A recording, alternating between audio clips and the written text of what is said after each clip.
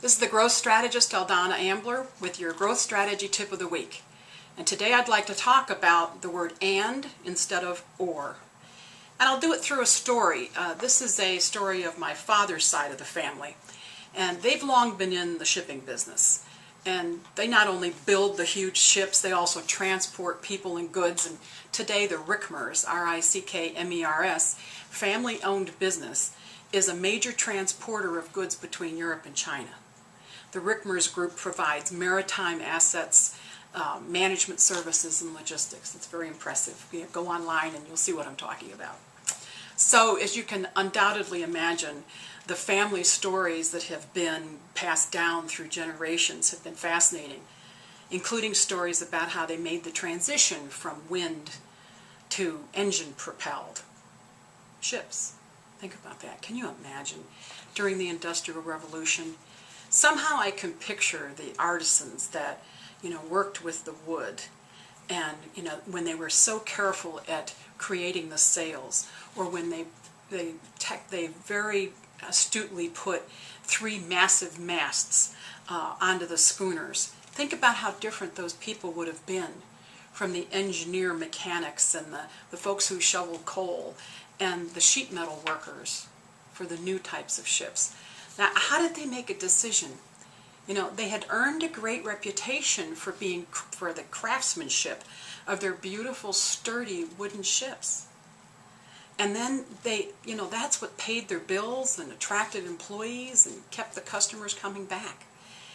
And can you imagine the question they would have faced? Should they turn that away just to embrace this new thing that must have felt very strange?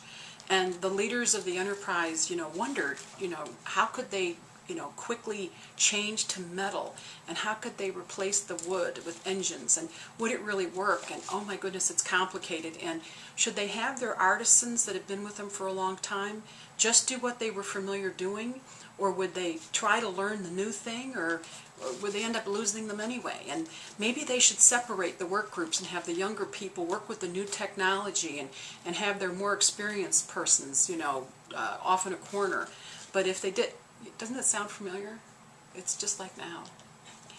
To this day, my relatives remain convinced that their decision to combine their approaches helped the Rickmers family enterprise and the extended family survive as long as they have. Now think about it. There were 2 terrible, horrific wars. They're located in Germany, northern Germany.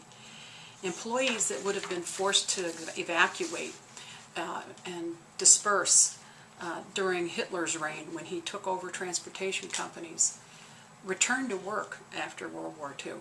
They were convinced that this family's commitment to lifelong learning and not having people be expendable and mutual respect across generations made a huge difference, and they came back. And it's made a huge difference to their long-term resilience.